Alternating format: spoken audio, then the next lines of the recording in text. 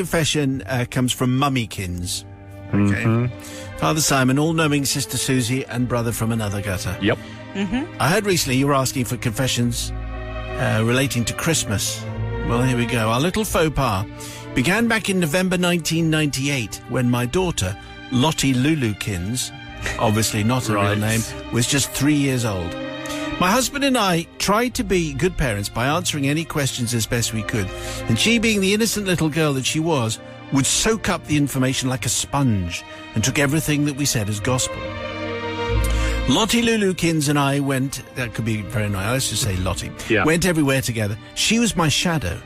If I was cleaning, she would have her own mini duster. If I was talking on the phone, she'd be talking on her toy phone. If I was working from home, she would have her mini typewriter, notepad and pen. You get the picture.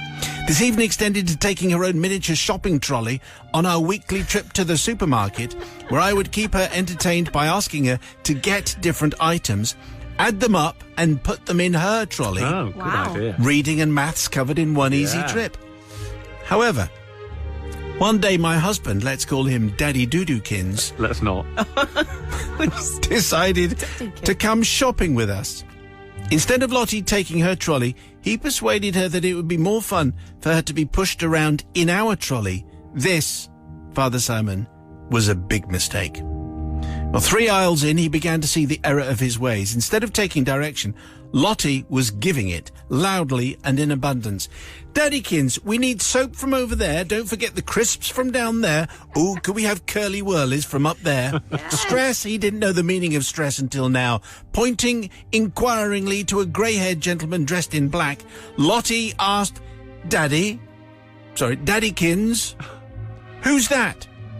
That, Lottie Lou, he replied in a slow, deep and menacing voice, is the vicar. Right. At this point, Father Simon, I have to confess that we're not a religious family and our daughter had never seen a man of the cloth before. What does a vicar do? She asked innocently. Good question. My husband has always been quick at thinking on his feet, but doesn't always think of the consequences. He looked at me. This'll quiet her down, he said. Turning back to Lottie Lou, he replied, the vicar never likes very much noise, and if he hears noisy children, he takes them away. Right. Okay. Well, as I'm sure you can imagine, the colour drained from Lottie Lou's... top parenting. Yeah, very good. Drained from Lottie Lou's face, and she sat silent in the trolley for the next 20 minutes. Job done. Yep. Staring intently at the vicar every time he passed, as he did, gliding past every now and again. That, Father Simon, was the last we heard about the vicar until 3 weeks later, when our beloved little girl had secured the part of Angel Gabriel in the playgroup Nativity. Daddykins and I took our seats on the front row, surrounded by other proud parents, nodding and smiling, all ready to watch our little treasures in their first ever Christmas performance. Cameras and camcorders began recording, very annoying. Our little darlings sang their hearts out. It was adorable. Finally, the playgroup leader got up onto the stage and said, we're extremely fortunate to have Father Roger here this evening to round off our nativity with one last carol. At that moment, Father Roger walked onto the stage to the applause of the audience. I don't know why he gets applauded, but anyway, he does, because they're applauding anything. The sound of clapping hands was soon drowned out by Lottie Lou's deafening scream, it's the vicar! Run! As the vicar went towards Lottie Lou, she proceeded to do what we'd always taught her to do. Kick him in the shins as hard as she could. Scream and run away. Pandemonium does not describe what happened next, Father Simon.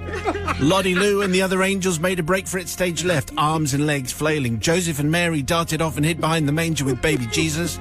The shepherds legged it to stage right, and as for the donkey, he bounded off the stage right off the front and landed in a petrified heap in front of a rather bemused Daddykins. Yes. It only took a short while to gather up the cherubs and return them to the comforting arms of their parents. After explaining why Lottie Lou had gone into a full-on meltdown, we stayed and enjoyed mince pies, mulled wine, whilst laughing and joking about the evening's events. So everything was fine in the end.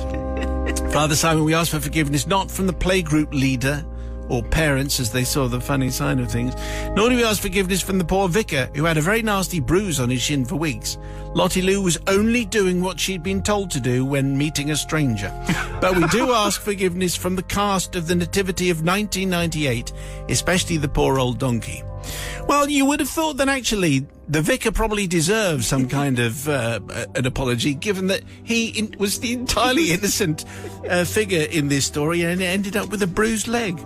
Anyway, it's Mummykins' story of the nativity that went slightly wrong. Sister Susie from the pub. Oh, Mummykins, I do like that one. That really did give me a big chuckle. And I think, yeah, maybe you should be apologising to the vicar, but also apologising to your daughter as well, because it wasn't her fault. She was only doing what you told her to do. That is true. You know, you said he took children, so she kicked him in the shins and ran away and warned all the other children. What do you expect? But, you know, no one was really hurt. Well, the vicar was hurt, so I don't know if I can forgive you. No, not forgiven. Not forgiven, is that what you're saying? Yeah, well, yeah, you got a bad shin.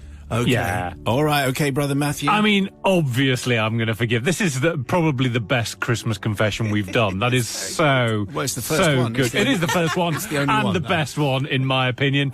I'm going to definitely forgiving. I mean, lying to kids, obviously, that's always going to get a big tick from me. But if only all nativities were like this one. It's the vicar, run, bang in the shins, and we're off, limbs everywhere. Loving it. So, yeah, definitely forgiving.